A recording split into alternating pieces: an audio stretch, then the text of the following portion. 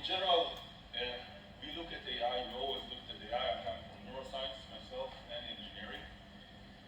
And we were all promised a beautiful world where we are waking up in our smart homes, everything is operating on its own. We are greeted by AI system who makes our breakfast exactly as we wish. We go out to our autonomous vehicle. We are driven to our, let's say, either work, factory, hospital. If we need anything, we have personalized medical facilities. We don't have any accidents.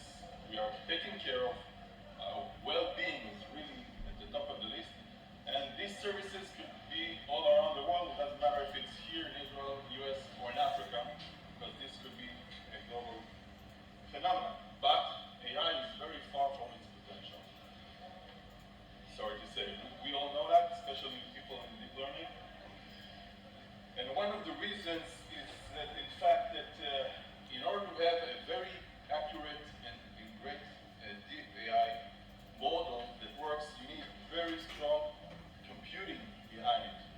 In fact, the computing behind deep learning systems, and today it's even transformers, which is the newest version, is very expensive. It's not fast enough, especially in its training. It takes huge amounts of power, and it generates huge amounts of heat.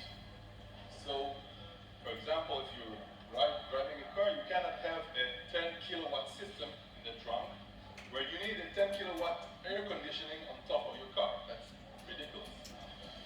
Or if you take another example, training of the best natural language processing model today costs $5 million, just a single training of a single model.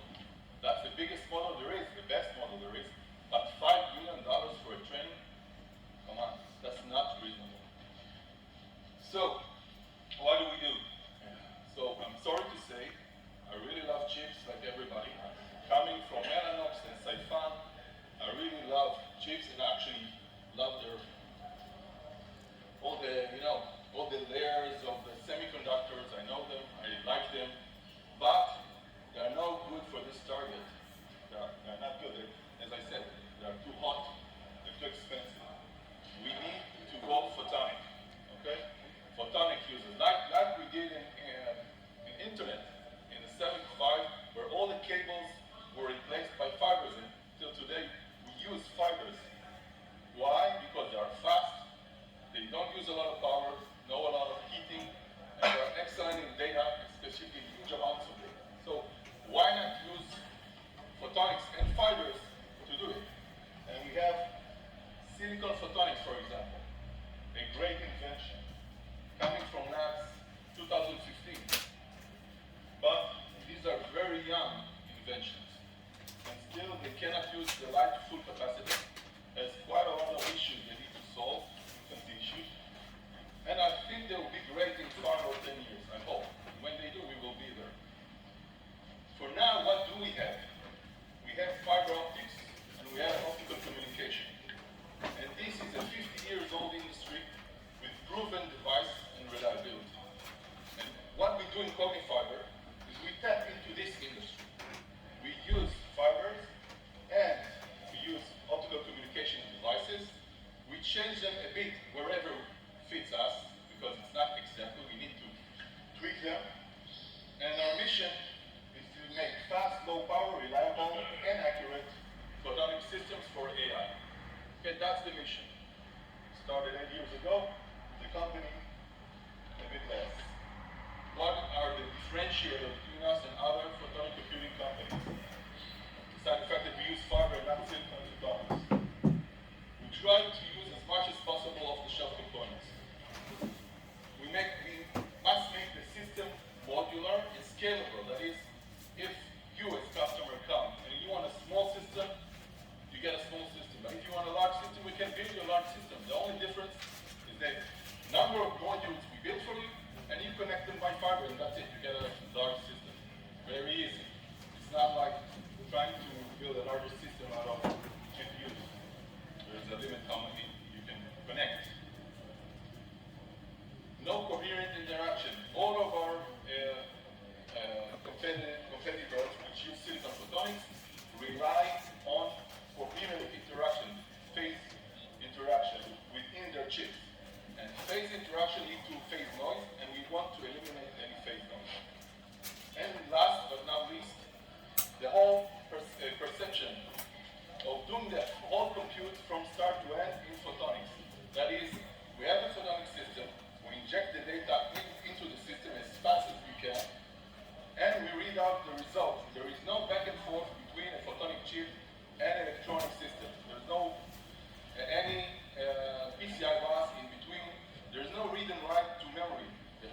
compute is forward from start to bottom in the photonic system. Of course, this generates tremendous speeds, as you can see the numbers.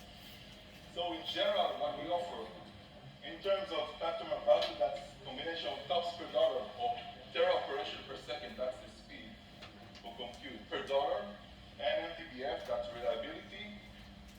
On one hand, much far better than TOPS per dollar, you'll see far better than any existing technology. But even compared to our rival in photonic computing, we'll be able to have far better system efficiency in terms of TOPS per watt. As I said, the company is founded in 2018. We started directly into the accelerators of Intel, Intel and the Ingenuity Partners Program. Following our seed investment of 2.5, that was, I think, exactly the median at that year when we was shown. Our main investor, and still our main investor, is Chartered Investment Management from Singapore, mainly Japanese LPs. During 2020, we completed our seed POC, and had 2 LOIs with Applied ML and Magicflex, 2 Israeli companies, one in industrial IoT and the other one in data center monitoring and cybersecurity. And we completed our first portion of Series A with Chartered last May. All this is protected by 11 patent applications, 3 of them accepted, 8 pending.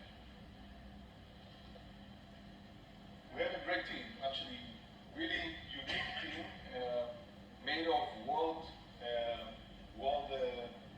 experts, both in photonics, fiber optics, hardware, a lot of engineering, management experience coming from great companies in the ecosystem in Israel, AI, of course, and electro-optics.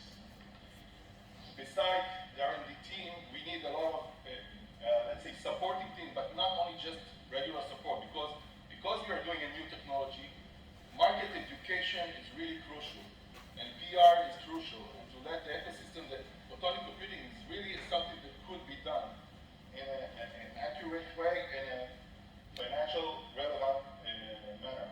So this team is, as far as I'm concerned, is not less important as the R&D team to do that. Our first product is an autoencoder photonic system. It will be about half a rack size. The system is a trainable system, not supervised, doesn't need to take data, it's easy, so we don't need humans to tell us what's in the picture or other. It will be scalable, as I said, in size. You take 500 watt, this is almost nothing as you see compared to comparison, 500 watt for a rack. And we commit to 100x acceleration. Not 10, not 20, 100x over existing technologies. If you look at the number, as I said, 500 watts, and we commit to 500 million operations per second. And that's really a huge amount compared both to NVIDIA, the best NVIDIA server today, but also compared to our, let's say, leading competitor in photonic computing, the only one that has servers out today, that matter. In general, we have several functions that this system can do across several verticals. We are focused on anomaly detection for now, for industrial IoT and cybersecurity with both of our design partners, but also we look for other partnerships. In general, our model is pay per use, and we can do it either directly or through resellers in data centers. And in general, we can lower the cost for our customers almost by 50%, saving millions of dollars per single machine. And a single machine, because of its speed, can actually support 20 customers and above. This is a revenue potential of over 30 million per month. In general, a alpha prototype is going to be finished next quadrant, and after that we'll present it, and then a very large noise in the world will hear about us. And then we'll deploy the beta toward the end of the year, and next year we'll have our first paying customers. In general, we are now seeking completion of a series and extension to accelerate product development,